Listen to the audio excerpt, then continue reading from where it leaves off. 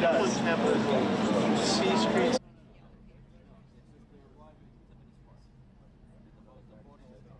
I don't know whatever happened to you, but I had to go to the Capitol the rest of the day. It was soaking wet. And I had Vortex on. Everything just... What? Yeah. And you and Jim you used to own the correspondence corridor at the Pentagon. I don't know if they pulled all those people. Bought something from that. Yeah. For a group bid. Makes a lot of sense. There you go.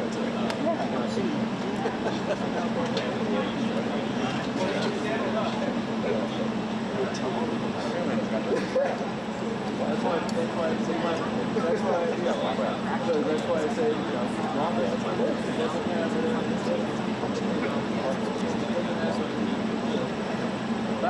you've been working with like interns or producers who are younger than you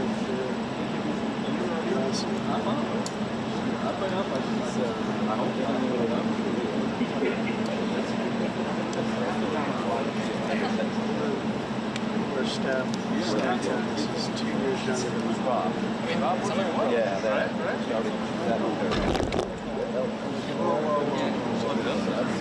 all right, we'll have it again. Knees getting a little stiff. Yeah. I didn't know. I'm a contortionist. They want me to get a shot of him asking a question. So. Shit. It's very back in the, like, the ground stack office. The vanity shots. Yeah, I'm going out live though. Okay. Sure. St. Louis though, which I don't recommend. There you go. Perfect. I'll be down. It's going out live now. Okay, okay, good. All right. I'm good. Yeah.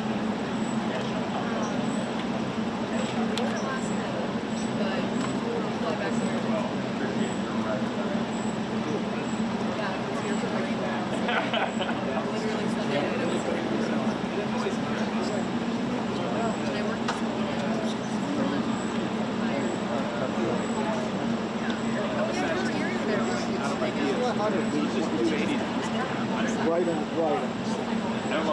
You've got to be out of the van. Let's get a coach together. Yeah, I think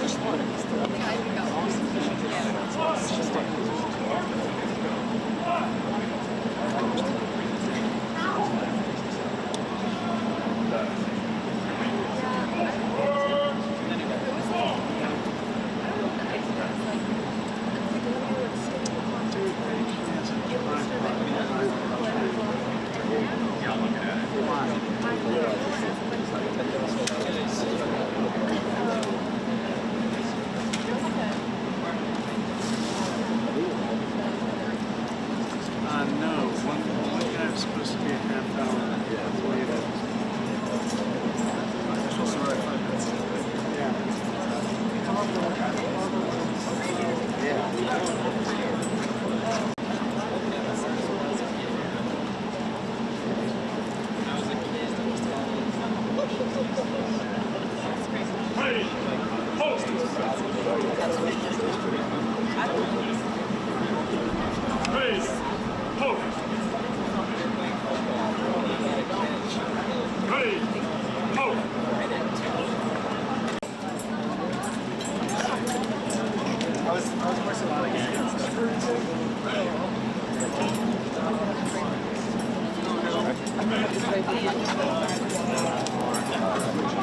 Here's your remarks will be on the tape. The tape. It's gonna be on the tape. Yard to your left. It's gonna be on the tape. To your left. Keep going. There's the tape. There's the tape. There you go. Thank you. Yeah. Even from the one next to you.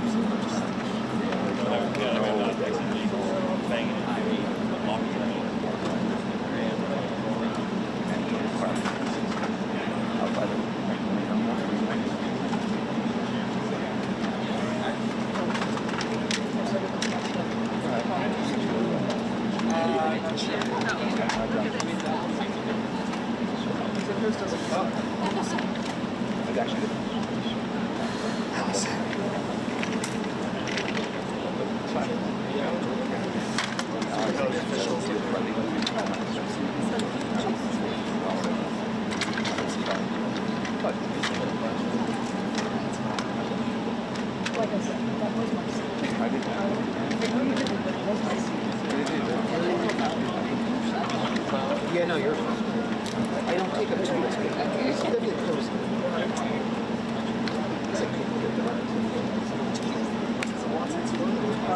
Actually,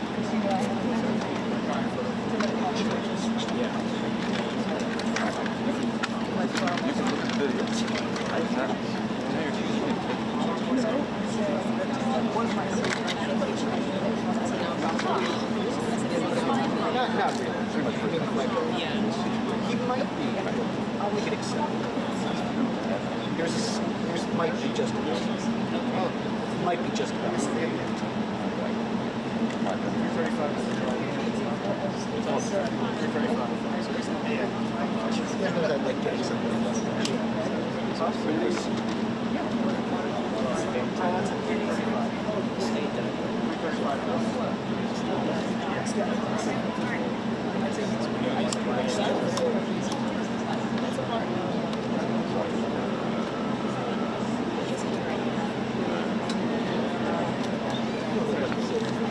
It really just depends. This is not the highest stakes. Yeah, it's not now. Not exactly. Sometimes, yes. Like, that would have been.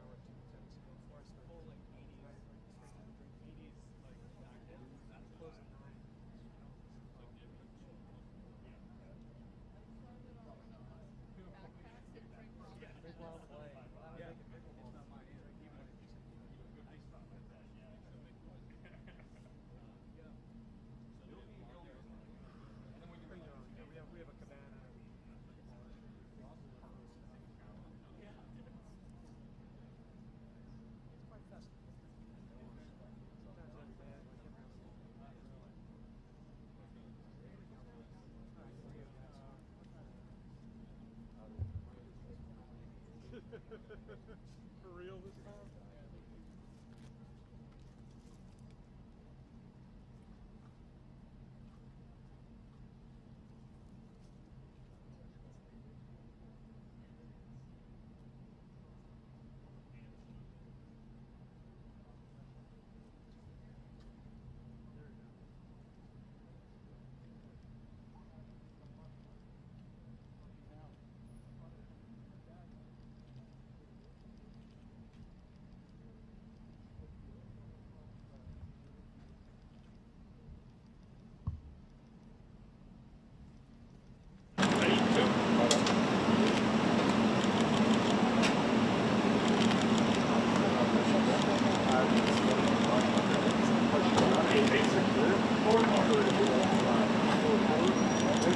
President Trump, sir, your message to persecuted Christian Armenians.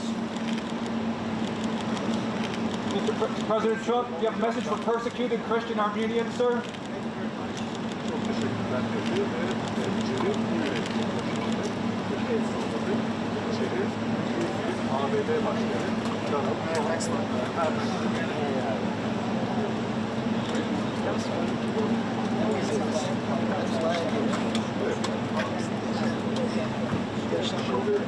Yeah, I mean, not really the two of them. I mean, only when they turned him in. It was like, he was kind of behind the pole and or the flag. Türkiye saatiyle söylüyorum hepsini. Dediğim gibi Ermenistan geliyor yanlara bakıyor 15 dakika gecikti. Hemen sonrasında Azerbaycan gelecek deniyor. İlginç normalde bayağı bir süre var gelmeler arasında. Burada eğer yanlış yollamadılarsa 5 dakika sonra Aliyev'in gelişi görülüyor. Yani biraz daha ama Aliyev'in yaşayacak. Daha sonra saat 22.35'te Türkiye saatiyle 3 imzaların satılacağı neyse. Normalde hemen sonrasında Azerbaycan Cumhurbaşkanı'nın gelmesini beklesini istiyor. Normalde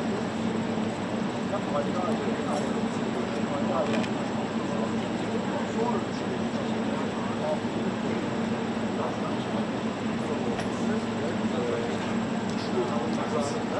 bir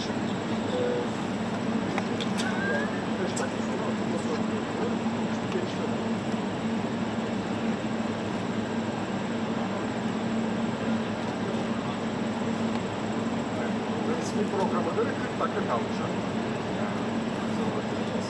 Böyle çekilmiş gibi görünüyor.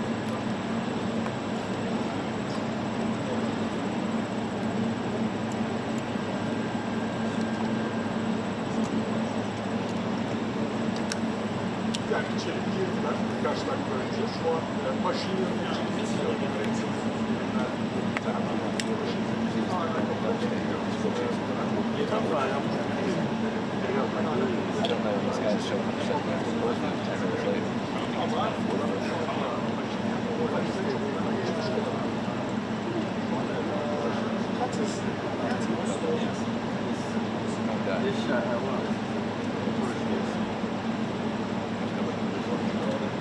Birinci tarafa da ayrılmışız buraya programda. Yani önce Pashinyan'la girelim, daha sonra Aliyev'le girelim, daha sonra da üçlü olarak ayarlanmışlar. Sadece Pashinyan'a verilen Aliyev'e verilen iki tarafa da ayrılmış bir vakit. Ama şu an yeni gönderdiği programda Pashinyan hemen sonrasında ve hemen sonrasında da üçlü imzaya geçecek. Evet, şu an ben görüyorum.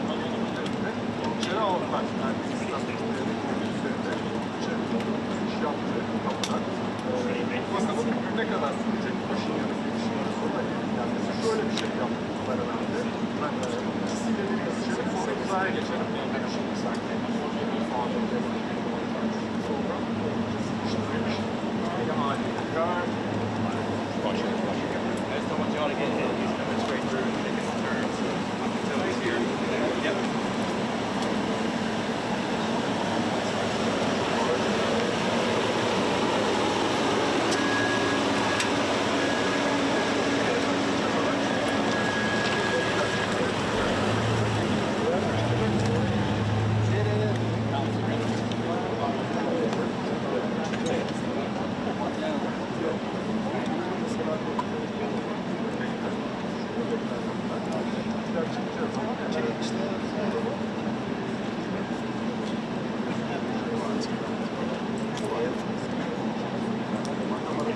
Okay. Quick back flag swap. Quick flag swap.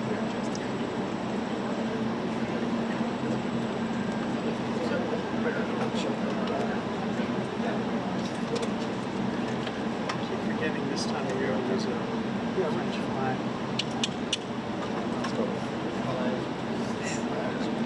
Beer, wine. You're probably going to say the same thing.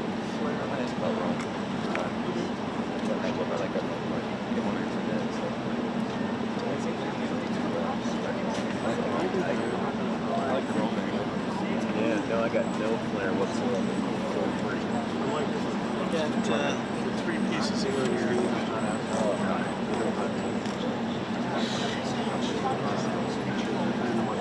They stole my ladder, so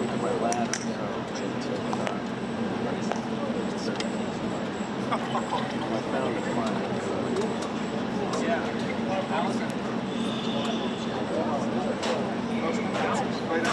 Hey, pull! Pull to the oval! Pull to the oval! Pull! Pull!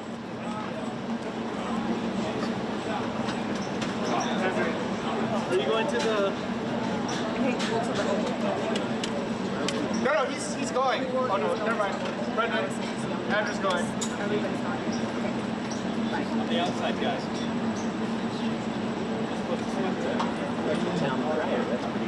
Not supposed to go inside to the AC. So they're all the way over there trying to say, where's the pool? It's like, you guys know the pool is always over there.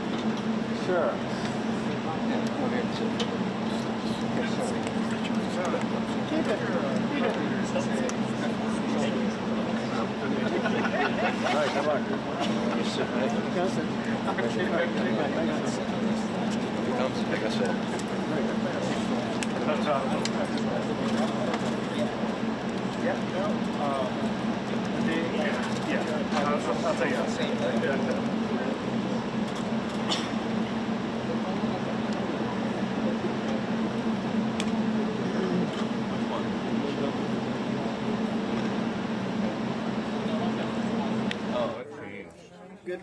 We're up. Thanks now. Set. That's good. Yeah. You have another fluff rock. Oh. I got another fluff rock. Oh, thank you. Like what the schedule is. You were head on.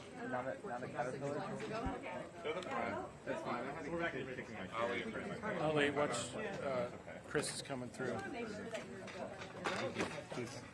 Head on is going in after stills. What? The next slot? Yeah. A slot? So yeah, if you can get to the other side, great. If you can't,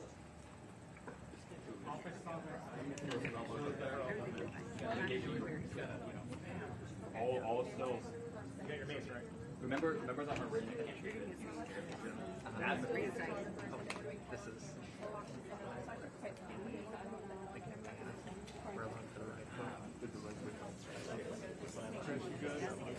yes, he's had one.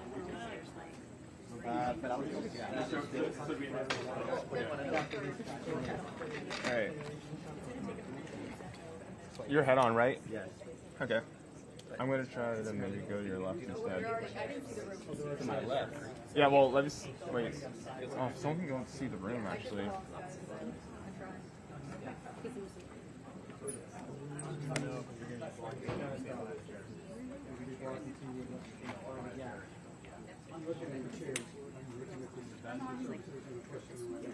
Okay, are you a reporter? They can all figure out.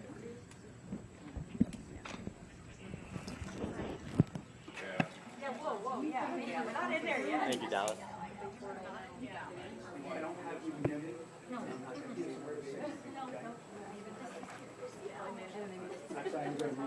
Are they getting audio? Yeah. Do you have audio? I'm off, so they hear it. Okay. Thank you.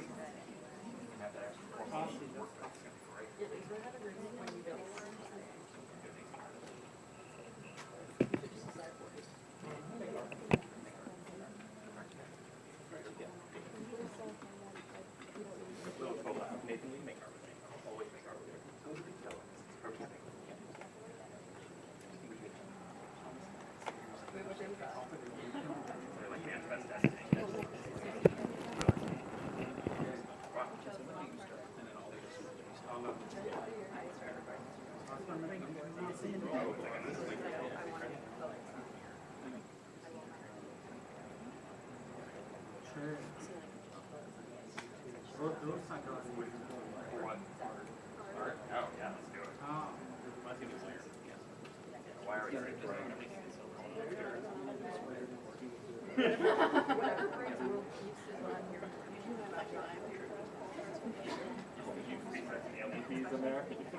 battery.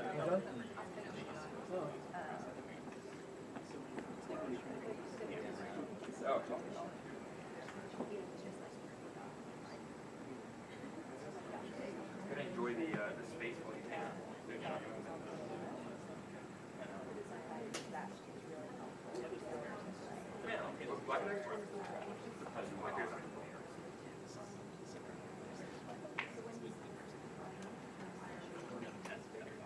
Or yeah, you're like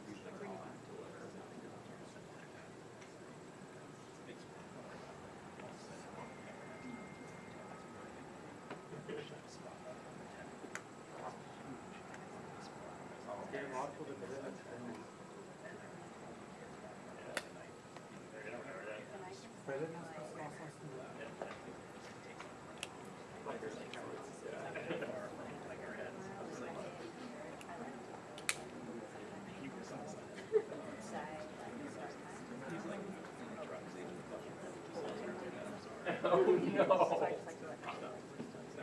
It's the audio bag, I'm telling you. The moment you take it off, you're bound to go in.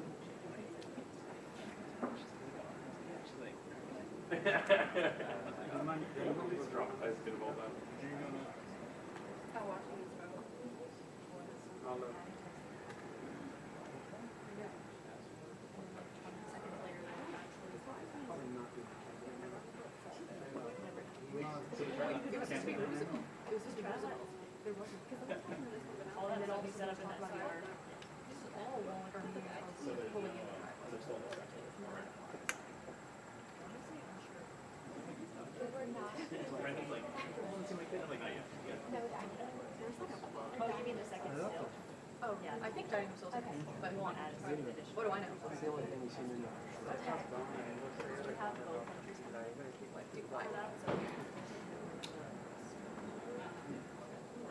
What's the ground medics are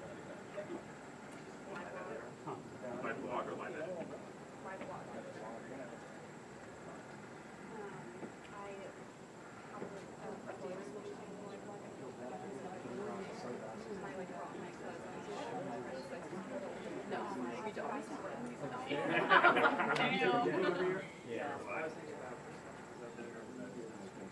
Yeah, it was a great. Yeah, it was a great lineup.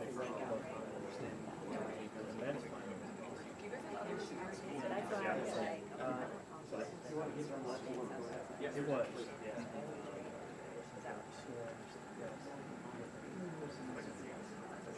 Every year.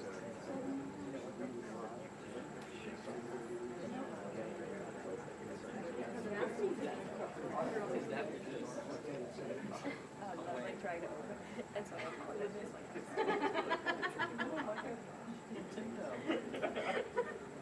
I don't know what the slang is these days. Is Sandy back in the office? Huh? Is Sandy back in the office? I don't think so. No, I think she's on leave right now. I think she might be on medical leave. Yeah, she's on medical. Everything all good? She sprained her ankle or something. Oh shit. Like, No.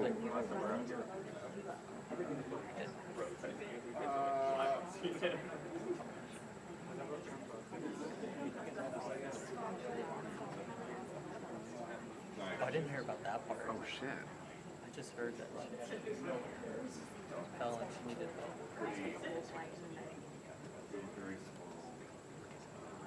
I assume I knew that part. And then like she really hurt herself, but I didn't know the rest of it.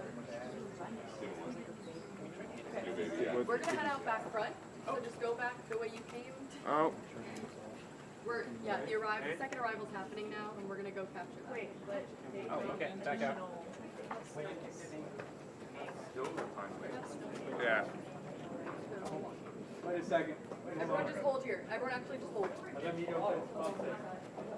Press hold.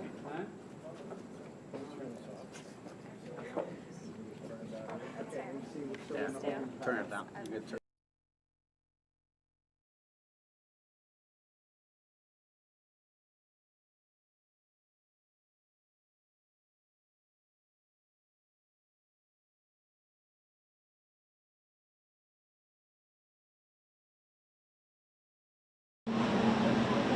In the press area, air conditioning is always way too loud. I don't know if it's like that.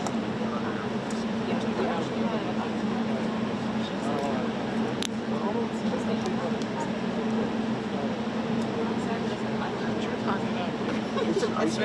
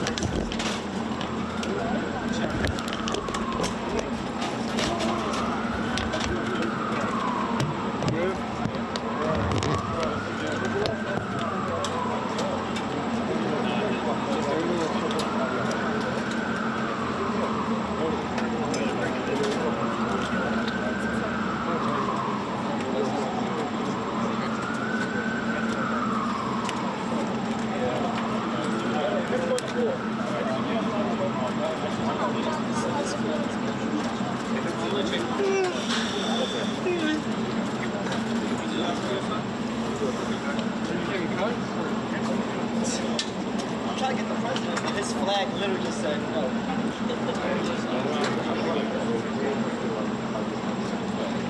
You know the deal, Rob.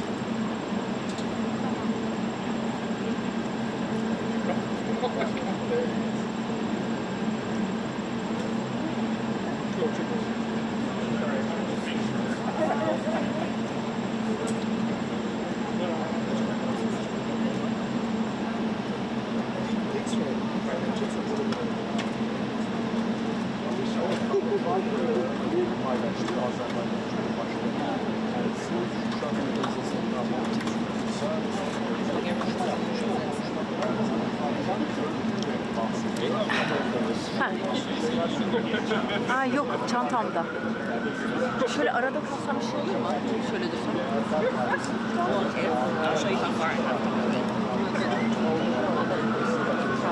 No? I'm okay? You okay? Thank you so much. I appreciate it. Girişteki kapının orada. Keşke alsaydın yanıma ya. Yapmayacağız diye.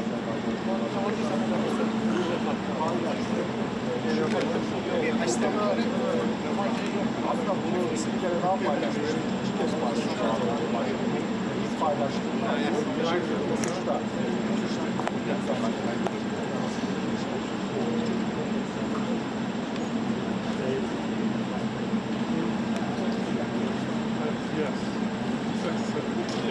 That was that a question or a statement? I was saying, I haven't read that yet. But I might. Why not? So that's the same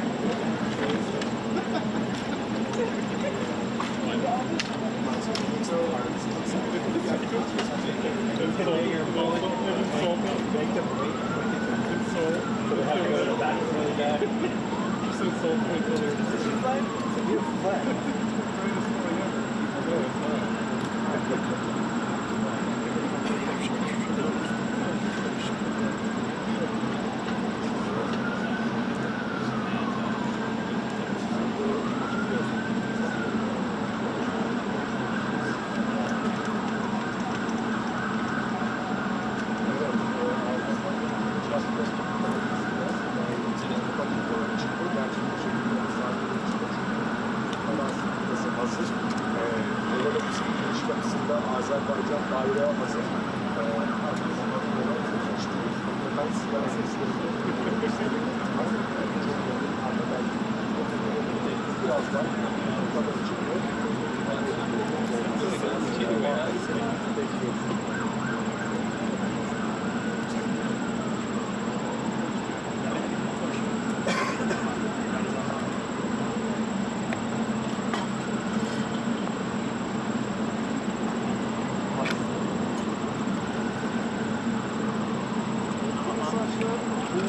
Paylaşımda şu mesajlar geliyor. Aliyev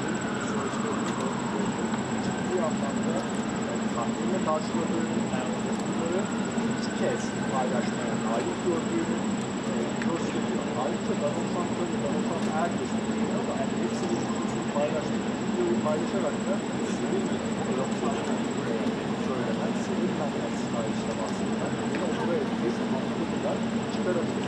Donald Trump'ın da barış maçlarının olmasıyla Türkiye'sinde ikinci savaş başlatmayan tek Amerikan başkanı Donald Trump'ın çok söylediğinde kapsıyor Aliyev'in bu sözcükleri ve öylesine bir çekilerle öldürecek Aliyev'in paylaşmasına bağırmasıyla aslında mesaj yapılmıştır.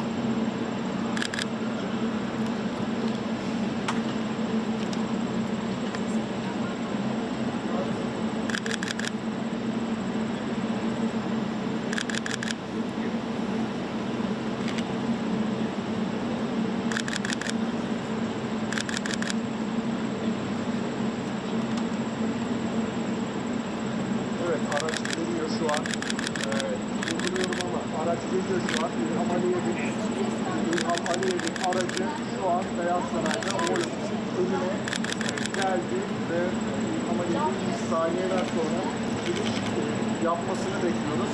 Donald Trump da kapıya gelmiş durumda, hazır bekliyor. Aliyev'i şöyle bakalım hemen. Araçlar giriş yaptı.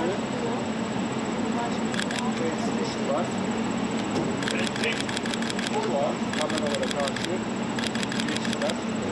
President Trump, sir, how confident are you there can be lasting peace between Armenia and Azerbaijan? Very confident. And does the deal today protect Christians? Şöyle bir soru soruldu Donald Trump'a. Ermenistan ve Azerbaycan arasındaki barıştan ne kadar ilgilenmişsiniz? Ne kadar Donald Trump'a veriyorum cevabı verdi.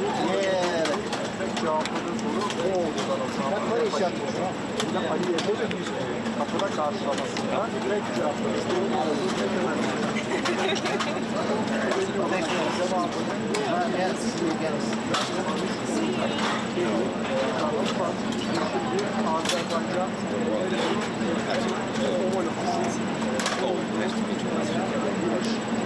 Considering my friend went for a couple gets you one.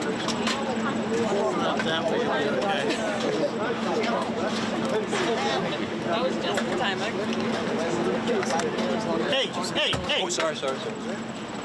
giriş yaptı. Buradan sonra doğrudan bu insan sürecine geçeceğiz. Bu yapacağız. Bu da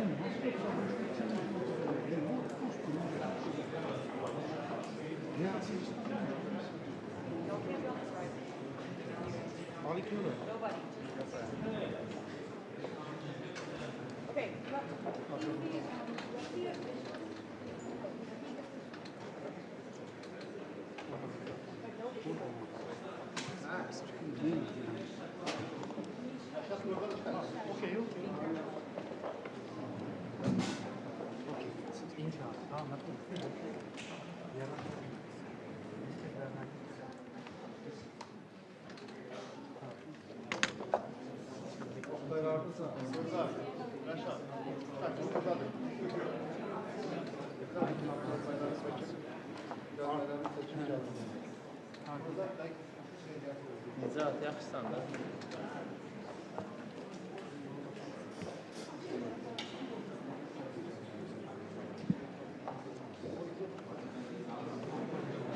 Good, thank you.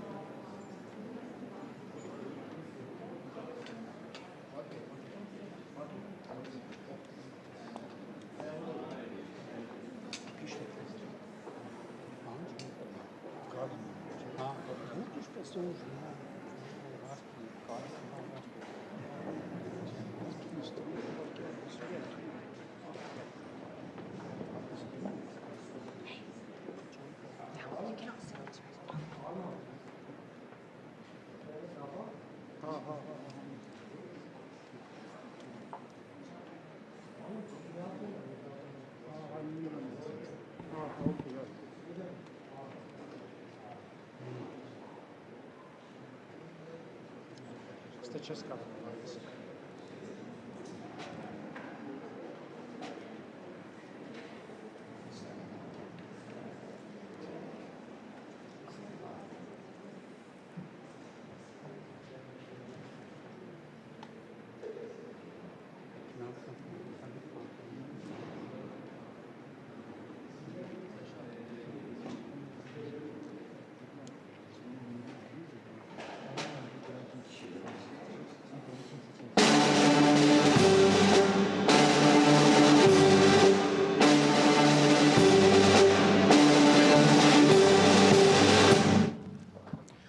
Ladies and gentlemen, the President of the United States, accompanied by the President of the Republic of Azerbaijan and the Prime Minister of the Republic of Armenia.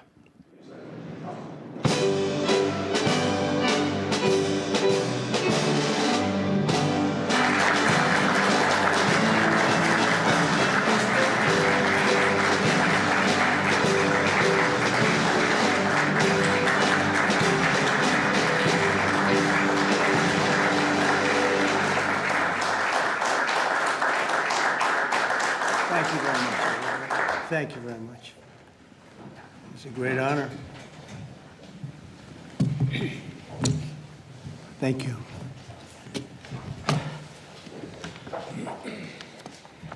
It's a long time, 35 years.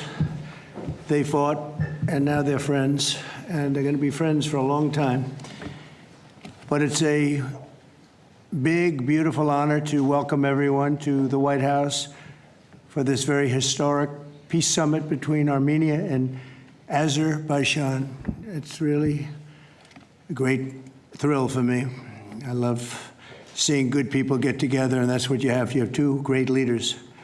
I want to congratulate these two visionary people, Prime Minister Pashinyan and President Aliyev, for coming to Washington to sign this momentous joint declaration. It's a tremendously important document, and it's been a long time in coming. They were explaining before that so many times they thought they could get there. It never happened, just never happened. I also want to thank Secretary of State Marco Rubio Special Envoy Steve Witkoff and their teams at the State Department. And I see that we have Chris Wright outside and Senator Steve Daines sitting right here. Thank you, Chris. Thank you very much. And Steve, thank you very much. And we have some other wonderful dignitaries, including the dignitaries from your country. But they provided tremendous diplomatic assistance. And Marco, congratulations. It's a big thing. Keep going. You've got many jobs. And then, of course, you would say Steve was quite influential. I call him Henry Kissinger, who doesn't leak. For more than 35 years, Armenia and Azerbaijan have fought a bitter conflict that resulted in tremendous suffering for both nations. They suffered gravely for so many years. Many tried to find a resolution, including the European Union. The Russians worked very hard on it, never happened. Sleepy Joe Biden tried, but you know what happened there. He tried for probably 12 minutes and didn't work out. And many other countries tried, and they were unsuccessful. But with this accord, we've finally succeeded in making peace, and we just left the Oval Office where we signed voluminous documents and very important elements to the agreement. The country of Armenia and Azerbaijan are committing to stop all fighting forever, open up commerce, travel, and diplomatic relations, and respect each other's sovereignty and territorial integrity, so importantly. And I just spent a lot of time with these two men. I think they're going to have a great relationship. You want to know the truth? They didn't see each other that much, but they probably will. I think they're going to have. I think you two are going to have a great relationship. I have no doubt. And if you don't, call me and I'll straighten it out. Okay. Very importantly, we have also resolved the key issue that foiled previous negotiations. This declaration establishes what they are calling a great honor for me. I didn't ask for this. The Trump route for international peace and prosperity, which is a special transit area that will allow Azerbaijan to get full access to its territory of Nakhchivan while fully respecting Armenia's sovereignty. So they're going to be able to really live and work together, and it's amazing. So that's a very important territory, I guess, very special territory to you, and now they work together. Armenia is also creating an exclusive partnership with the United States to develop this corridor, which could extend for up to 99 years. And then they promise in 99 years they'll extend it, right? You'll promise. But we anticipate significant infrastructure development by American companies. They're very anxious to go in to these two countries, and they're going to spend a lot of money, which will economically benefit all three of our nations. This is incredibly positive news for the future of the entire region, and it's a very important region, as you know. Additionally, the U.S. is signing a bilateral agreement with both countries to expand cooperation in energy, trade, and technology, including AI. And in terms of energy, Chris is here representing our country, and there's nobody better than Chris Wright. And Chris, I understand it's very fertile. It's a very fertile area. So I appreciate everything you've done. You've done amazingly well. We've got the gasoline prices coming way down from where they were. And it's really been something to watch. We are drilling like we haven't drilled in many years. I guess I could say ever before, and we just started. We're also lifting restrictions on defense cooperation between Azerbaijan and the United States of America. The president, that's a big deal. Is that important to you? I think so. That was pretty good.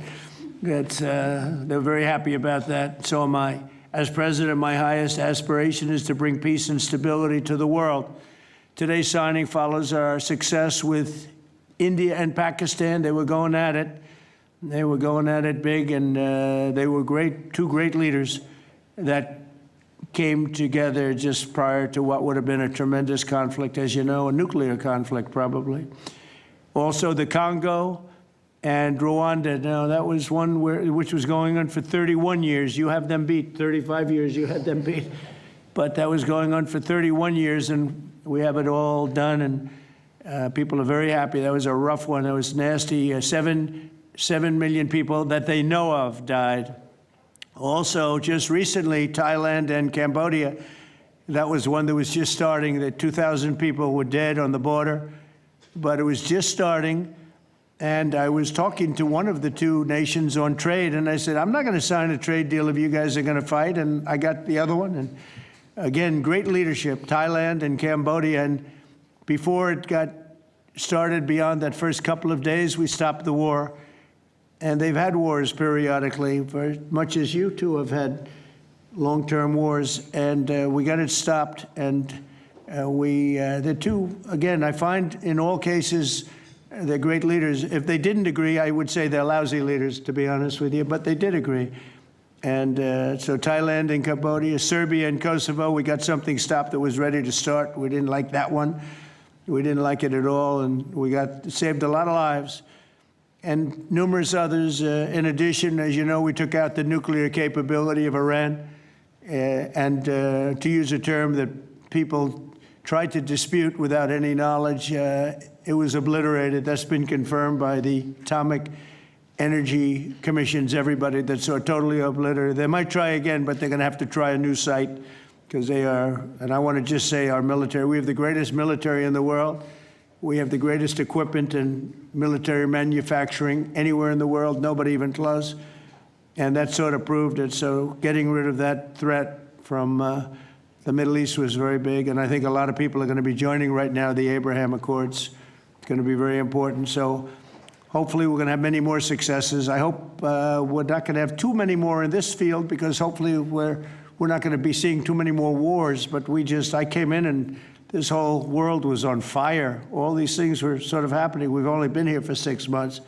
The world was on fire. We took care of just about every fire, and we're working on another one that you're reporting on very strongly with Russia, Ukraine, and we'll have some more information for you a little bit later. But I want to ask these two very special people. Again, I've gotten to know them. They're very special people, and I think they have the potential to have a great personal relationship, which is always good, but also a great just relationship. And if I might, may I ask you to say a few words, sir? Thank you very much, Mr. President. First of all, thank you for invitation. It's a big honor to be invited by the President of the United States for this historic event. Actually, we are writing a new history in a bilateral interstate relationship between the United States and Azerbaijan. We are starting the path towards a strategic partnership.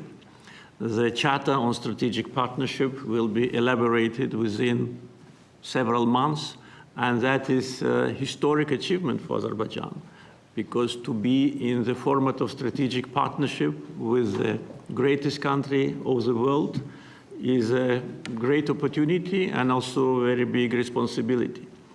And this strategic partnership format embraces so many important areas: mutual investment, trade, energy, connectivity, transit, AI, defense sales, counterterrorism.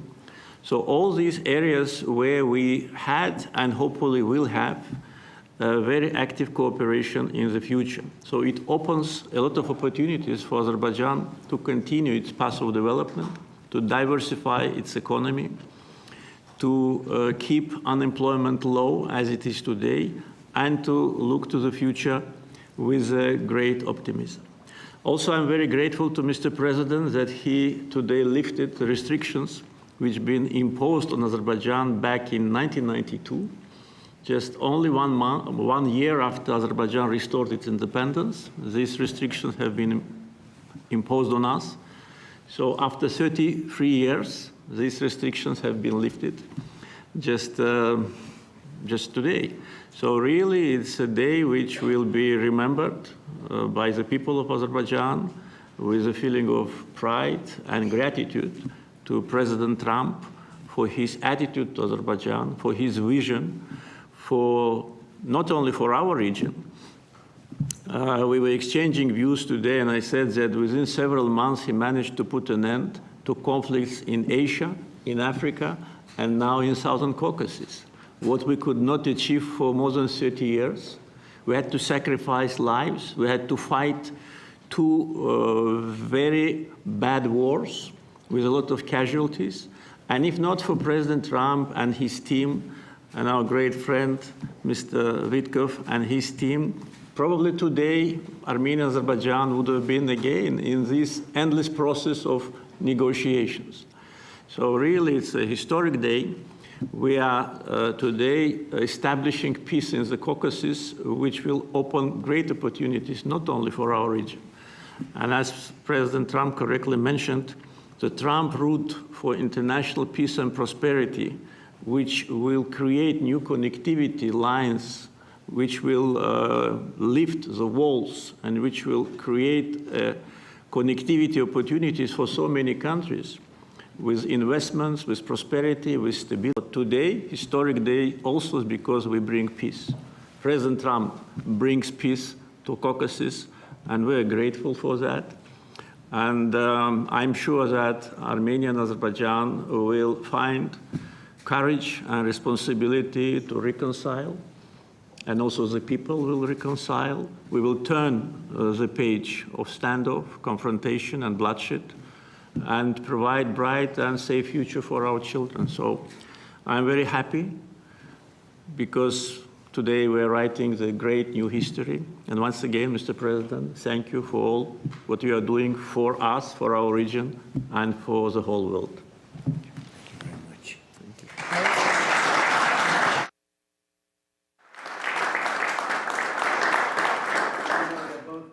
Great leaders. How long have you been in the leadership position? 22 years. 22 years. Yeah. That's pretty good. That means he's tough and smart. And it's an amazing part of the world. Congratulations. Thank what you. a great honor to be involved. Thank you very much. Please. Thank you, Mr. President, ladies and gentlemen. Today we have reached a significant milestone in Armenia-Azerbaijani relations. We're laying a foundation to write a better story than the one we had in the past. This breakthrough would be simply not have been possible without President Trump's personal engagement and his resolute commitment to peace in our region. The initiating of peace agreement will pave the way to end the decades of conflict between our countries and open a new era based on the full respect for the sovereignty and territorial integrity of each other. Today's declarations, which President Trump personally will sign as well as witness, gives confidence and assurance that we are opening a chapter of peace, prosperity, security, and economic cooperation in the South Caucasus. In this context, allow me to highlight the agreement on opening transport communications in the region based on the principles of sovereignty, territorial integrity, and jurisdiction.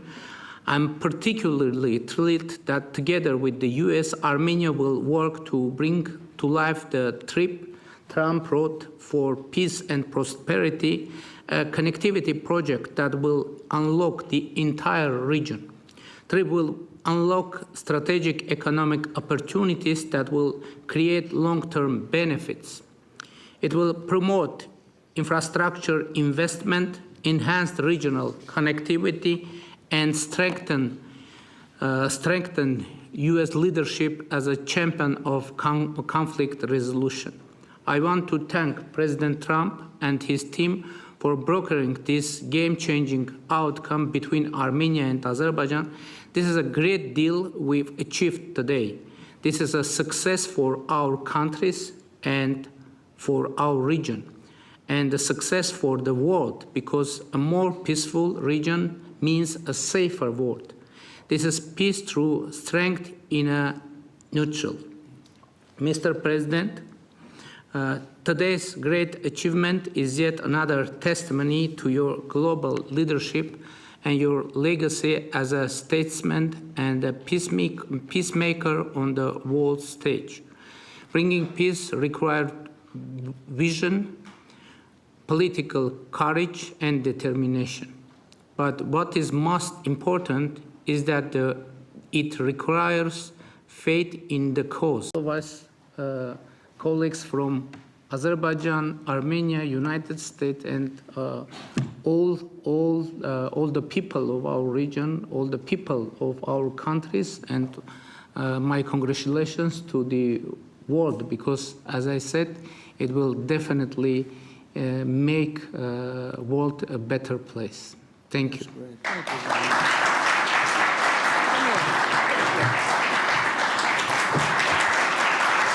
President of the United States, the President of the Republic of Azerbaijan, and the Prime Minister of the Republic of Armenia will now sign the joint declaration on the outcomes of the Trump Route for International Peace and Prosperity Summit. That's really They will beautiful. sign 3 copies in English. The President of the United States signs as a witness to the President of the Republic of Azerbaijan and the Prime Minister of the Republic of Armenia, affirming their path to peace, stability, and prosperity. We kindly ask that all guests remain seated for the signing of the documents.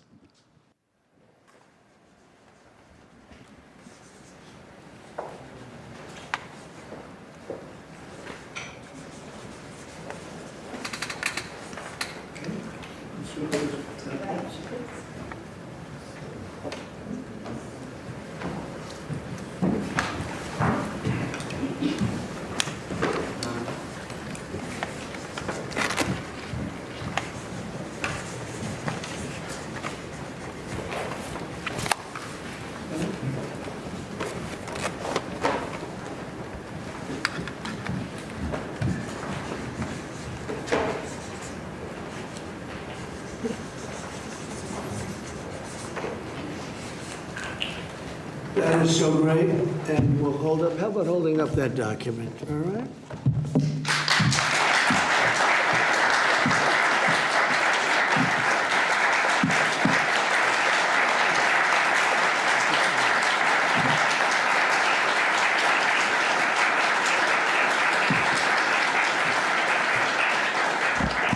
Well, thank you. This is really a big day, and we have some other big announcements, but I didn't want to make them because I don't want to do anything that could even in a little way overshadow what's taken place today. 35 years of death and hatred, and now it's going to be love and respect and success together. And I didn't really want to do anything that would in any way overshadow. I don't think it can be overshadowed when you're at war and so many people have suffered and so many people have been killed, and now you're going to have great peace. And I look forward to that corridor, because that corridor sounds, I'm going to have to get over there. I'll bring Senator Daines with me, and we're going to have to get over there, Steve. So, but this is a really great achievement, and I congratulate you. You're 2 incredible leaders. You're going to go down in history. And I've read the whole thing about how long it took, and you thought you were there and people let you down, and sometimes you probably let people down. Maybe, I don't know how it works, but that's the way it usually does. But this is something that is very, very special. So I don't want to get in the way of it at all, but we'll take a few questions, maybe at least slightly related, but we have some other things to announce later on in the day. Peter, please. Related, just because you mentioned the elusive peace in Ukraine. Who is holding up this Ukraine ceasefire summit? Is it Putin or is it Zelensky? Well, I think it's that one is, as you know, we've been working on a lot of these deals. We've closed every single one of them all throughout the world, and that's the last of them. And they're losing, Peter, about 6, maybe even 7,000 soldiers every single week. Russia, as you know, lost almost 25,000 over the last month and a half, and Ukraine lost just a small number fewer. It's a lot of people are dying, and I think we're getting very close. And we're going to be announcing later on. We're going to have a meeting with Russia. We'll start off with Russia, and we'll announce a location. I think the location will be a very popular one for a lot of reasons. But we'll be announcing that a little bit later. I just don't want to do it now because of the importance of what we just did. And I completely understand that. Just a follow-up. Are you surprised that Zelensky hasn't figured out by now, in years of war, how to deal with you and to deal with Putin without needing permission to make concessions from his parliament or from a national referendum? Well, he's going out and getting what he needs. You know, he's not authorized to do certain things. I said, well, you're going to have to get it fast because, you know, we're getting very close to a deal. And he's doing that, and he's working with the European nations, and they're terrific people, terrific leaders, NATO. And as you know, I became very friendly with them. They agreed to go from 2% to 5%, 2% that they didn't pay to 5% that they've already paid.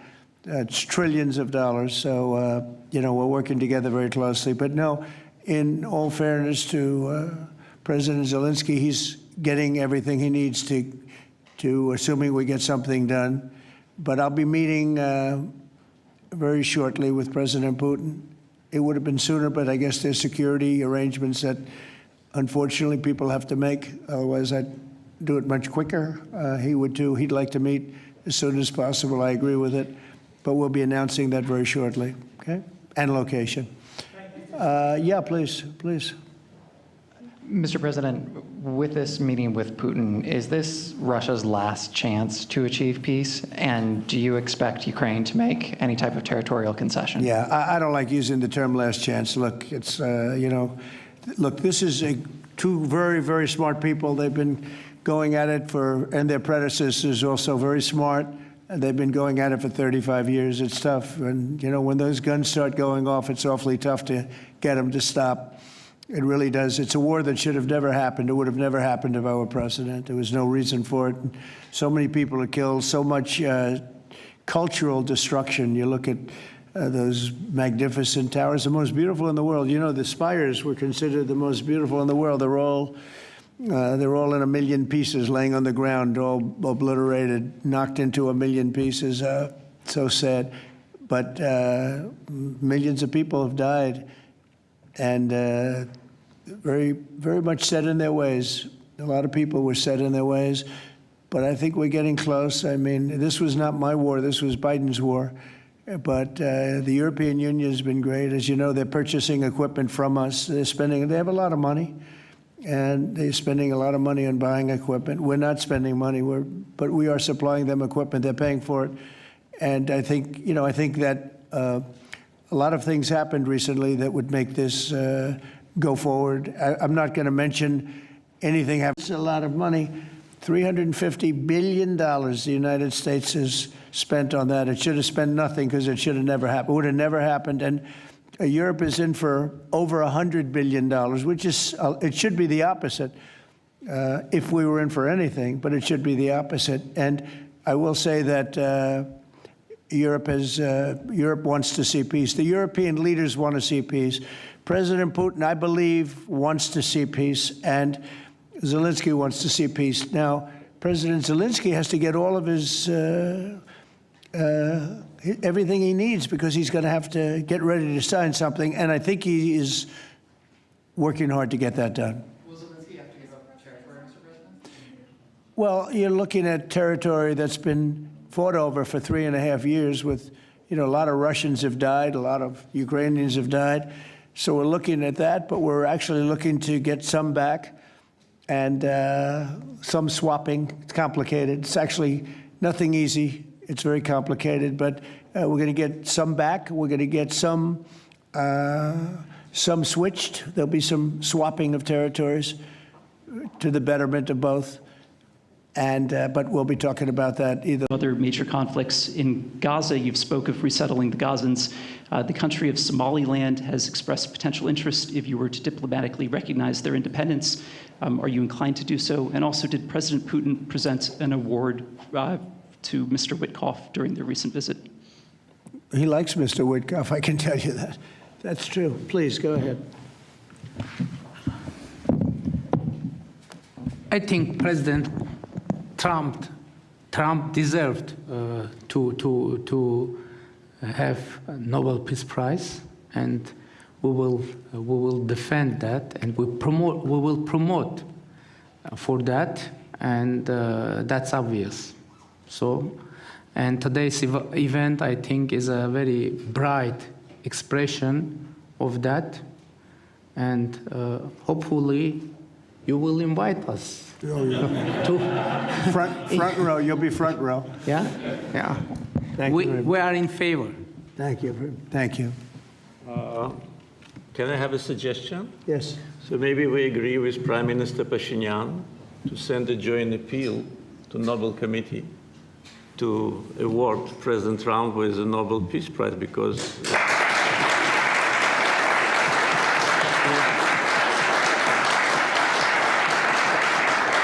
from the leaders of the countries which were at war for more than 3 decades, having this historic signature here, it really means a lot. This is tangible result of President Trump's leadership, and no one could have achieved that.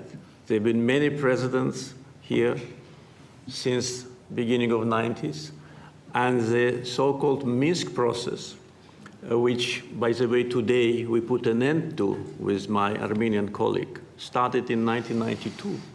So negotiation under the auspices of OSCE continued for more than 3 decades without any result.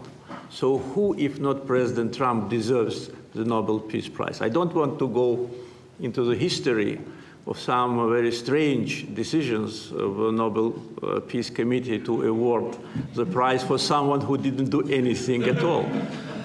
But President Trump, in 6 months, did miracle. So I think that my Armenian colleague will support it, and judging by the reaction of the audience, I think as soon as we come back, we will agree to issue a joint letter. We're looking into that right now. Good question, actually, and another complex one, as you know, but we're working on that right now. Somaliland. Mr. President, thank you so much. I wanted to ask you, have you spoken to Russian President Putin yet, and would you go to Russia or Ukraine, and what exactly would you say to him? We'll be announcing a location in maybe a little while, and I think he'll be very happy. We'll see what happens, right? All we can do is do our best. We've been working on this one for a long time. This is a very complicated one also. This was extremely complicated, but we made it less complicated, and we had 2 very brilliant people on my right and my left. They understood what was at stake. I think if it didn't get done now, it might have never gotten done. So this is the same, very similar with Ukraine. It became more and more complicated as time went on. It was simple at the beginning. It wasn't going to happen, but it became more and more complicated. But I think we're getting close. Yes, ma'am. Yes, go ahead, please. Could the location for the summit be Italy? Location, Italy. I will give it to you very soon. Honestly, I don't want to do anything. These guys, I don't want to do anything where that's like, because this is a bigger story than a location. A location's good. I'm a real estate person. I know about a location. But there's nothing to compete with this in terms of what we're doing today. It's just such a great achievement for these 2. Really, they'll go down as great leaders for what they did. I put them together, but what they have been able, and I don't want to do anything. So we'll talk about it later. Today, we'll give you a location today. And what about the war on the cartels, too? You were talking about sending military forces to fight against the drug cartels in Latin America. Do you think it's worth sending our forces, our U.S. forces there to take this on? Cartels where? Central Latin America. Well, Latin America's got a lot of cartels. They've got a lot of drugs flowing. So, we want to protect our country. We have to protect our country. We haven't been doing it for 4 years. And we love this country like they love their countries. We have to protect our country. So, we're playing a tough game, but we'll have more to say about that soon. Yes, ma'am. Mr. President, I'm Musala from Azerbaijan News Agency Report. So we are grateful to be here. Today you host a truly historic meeting. As a person who values diplomacy and global interaction, do you consider the possibility to visiting Azerbaijan? Actually, you mentioned Azerbaijan and Armenia after this meeting. Well, to visit our countries, do you consider to visit? Wow. Which one do I consider better? Both, yes. Both. Oh. I think if I ever said that you would say, this guy couldn't have solved the problem. You know what? I consider them both great, okay? And you know what? They're going to be even greater. But and they're very different in many ways, but they have a lot in common. But they're both great as far as I'm concerned. Yeah, please. It's an interesting question, right? That would have been a hell of an answer if I said, well, I think I like this one or that one. No, we don't do that. Go ahead, please. Mr. President, first of all, thank you for bringing peace to South Caucasus, something that no one has been able to achieve in 35 years. Thank you. That's number one. We also noticed that you think highly of the commitments that the sides have taken on and assumed. However, considering the long history of conflict and the fact that this is not a legally binding document, will there be consequences if at some point one of the sides takes a step back? I don't think it's going to happen. I think it's going to be very good. And I told them, I gave them a personal commitment. If there's, there's always little problems here and there, right? The big ones have been solved. These are the giant ones have been solved. But if there's conflict, they both know they're going to call me and we're going to get it straightened out. They're not going to have a problem. Where are you from? Armenia. Okay, good. Very good. I was wondering. It was a very unusual question. But it's not unusual considering you're from Armenia. If there's a problem, we will get it worked out. I told them both, don't let the problem last. We get it early and we'll get it solved. Good reporter you have over there. Okay? Can I yes, add? please. Can I add? Yeah. First of all, I'd like to say that today we initialed the peace deal, which was in the process of negotiations for quite a while. The fact that it is initialed here, in the capital #1 of the world, in the office #1 of the world, and in front of the great President of the United States, means that there should be no doubts and no suspicions that any of the sides would step back. If any of us, Prime Minister Pashinyan or myself, had in mind to step back, we wouldn't have come here. So you can be absolutely sure, as well as Azerbaijani community, that what has happened today will result in peace, long-lasting peace, eternal peace in the Caucasus. That's a very nice statement. I'm sorry. Fully agree and nothing to add. That's a very nice two statements, but that's a beautifully stated statement. Let's go. A couple of more. Yeah, please. Mr. President, many in the South Caucasus have pinned the blame on your predecessor, Joe Biden, and his Secretary of State, Antony Blinken, for obstacles in America's bilateral relations with Azerbaijan and peace in that part of the world. How important is it to you to elevate your country's partnership and your administration's partnership with Azerbaijan, with Armenia, and how important is this for your legacy? Well, to me, it's very important, but it's, I know the history of what was going on because I do a lot of reading, and they've been at a they've had a very contentious relationship for a long time. It's war. Most of the time was war. And so to get it done, they're great people. I know a lot of people from Armenia. I know a lot of people from both countries, and they're incredible people, and it shouldn't happen what has happened. I wish we could have been here sooner, if the election were different. I'm going to be nice today. I'm not going to be controversial and say the election was rigged. I would have had this thing solved 4 years sooner. But the truth is, that's right. If the election weren't rigged, I would have been here 4 years sooner. We would have signed the same agreement 4 years sooner. But it didn't happen, and the Biden administration did really very little, actually nothing, to get it done. But they did nothing to get really anything done. This country was in very serious shape. And I say it over and over again. I met all the leaders of NATO. I went, as you know, to the Middle East. I was with the King of Saudi Arabia, the leaders of great countries, right? Qatar and UAE and others in the Middle East. And everyone essentially said the same thing. We had a dead country 1 year ago. We had a dead country. Our country was dying. And now we have the hottest country anywhere in the world. It's not even close. We have the hottest country in the world. And it's an honor to use that, if you call it power or respect or whatever it is, to settle wars like we have right here to my left and my right. And these two guys are very smart. I got to know them, and they're very smart. They're not going to, I don't think they're going to ever have to bother with me. And they may call me just to bug me a little bit. Let me put them to a test, and they'll call because they like to call me. But they're not going to have any problem. We have a very comprehensive agreement. It's a peace agreement. And this isn't ceasefire. This isn't we'll hold off. This is a peace agreement. And they're going to end up doing a lot of business with each other. They're going to do a lot of business with the United States. And I'm going to always remember, at least during the time that I'm here, I'm going to remember how smart they were, how good they were.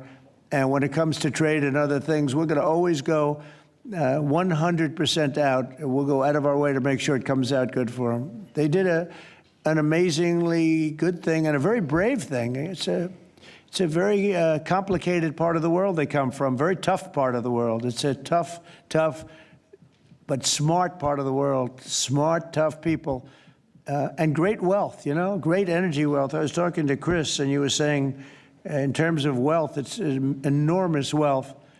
But wealth doesn't often solve problems. It takes other things. But they're amazing, two amazing leaders, and it's an honor to be associated with them. How about we'll do one more, please? Thank you, Mr. President. Your gut instincts have always done well in terms of business and in terms of politics. What does your gut tell you as it relates to the possibility of an event like this in the next few weeks, the next few months, in which you have President Putin on one side and President Zelensky on your other side? I think my instinct really tells me that we have a shot at it, okay? And you'll find that out later on, and maybe even today, but we have a shot at it. Look, it's got to be solved. We're not losing people.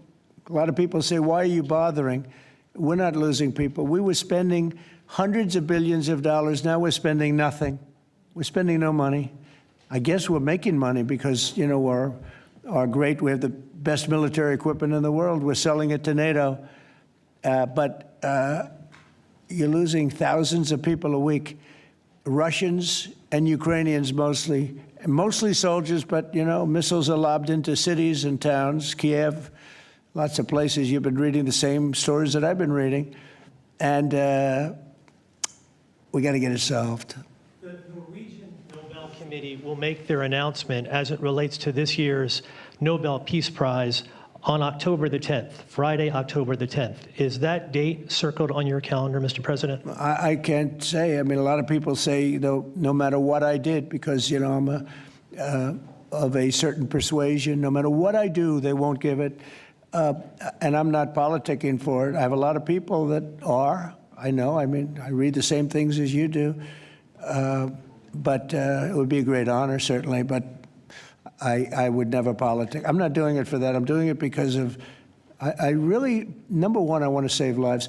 That's why I'm involved so much with Ukraine and Russia. It's saving lives of Russians and Ukrainians. It's not American lives. Now, I would say this, that war could have escalated in something much better. That could have been a world war. I think if we didn't come, Ukraine-Russia would have ended up being a world war. And I stopped that. That stopped. Now, the only question is, when is it going to be settled? And it could be very soon, but when is it going to be? But that would have been a world war. If I didn't come along with a very talented group of people sitting largely right here, but there are others not in the room that are very talented, I think Russia, Ukraine would have had a very, very high degree, I think even probably would have ended up being in a world war. I don't think people talk about that now because they don't see it anymore, but we brought it down a long way. But that was getting to a point. When I first came in, I said, wow, this thing is really bad. And it could have escalated to a level that you people would have been very unhappy with. Yeah. Your predecessor, Mr. President, President Ronald Reagan, had a phrase as it relates to dealing with the then Soviet Union and also Mikhail Gorbachev. The phrase was trust but verify. Do you subscribe to that same view as it relates to Mr. Putin and Russia? Well, I do, relating to everybody. I mean, not just President Putin, but also people and leaders that I deal with. Look, I'm dealing with trade. And some of the worst deals we made, some of the worst trade deals we have, I talk about friend and foe, right? Friend and foe, two interesting words. Some of our worst trade deals were not with the foe, they were with the friends. Our friends were just killing us on trade. Not anymore, not anymore. We're taking in trillions of dollars, and we're respected, and we're settling, through trade, even a little bit here, less here than on some, but through trade, I got things settled. With India, Pakistan, I think it was trade more than any other reason. That's how I got involved. I said, you know, I don't want to be dealing with countries that are trying to blow up themselves and maybe the world. You know, they're nuclear nations. That was a big one. Getting that one settled, I think you'd agree, that was a big one. And they were going at it, you know, they were shooting airplanes out of the sky. You know, 5 or 6 planes got shot down in their last little skirmish, and then it was going to escalate from there. And that could have gotten to be very, very bad. No, I want to save a lot of lives. I love saving lives. That's what it's about. And, you know, when you save lives, you really end up having a peaceful world. Usually that ends up pretty well. I want to thank everybody, but in particular these 2 great leaders for having the courage to do what they did today, and they're going to go down in the history books. And it's a great honor to be involved. Thank you very much.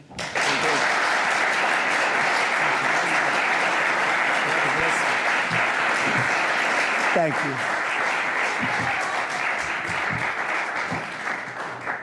Thank you. Ladies and gentlemen, please remain in your seats until the leaders have departed the room. Thank you.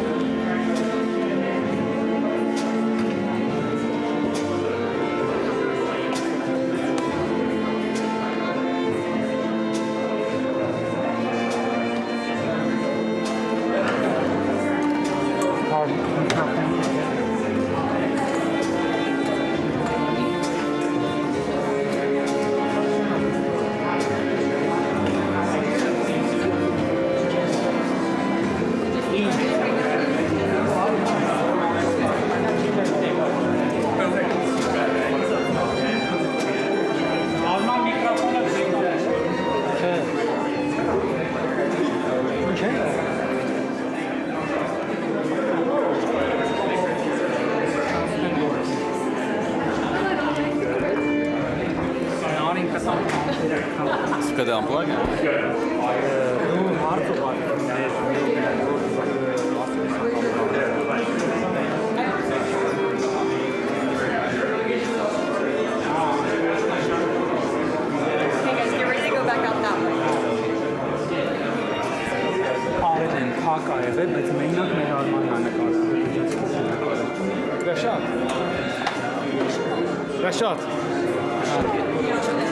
Rəşad hanı?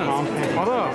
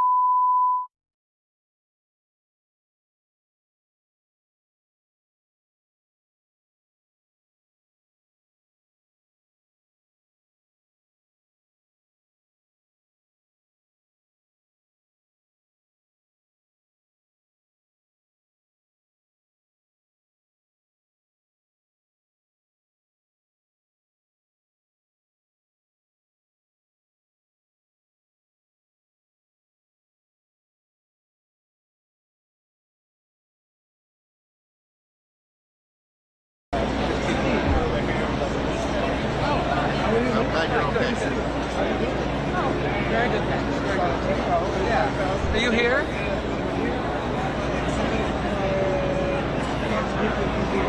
Grass fruit?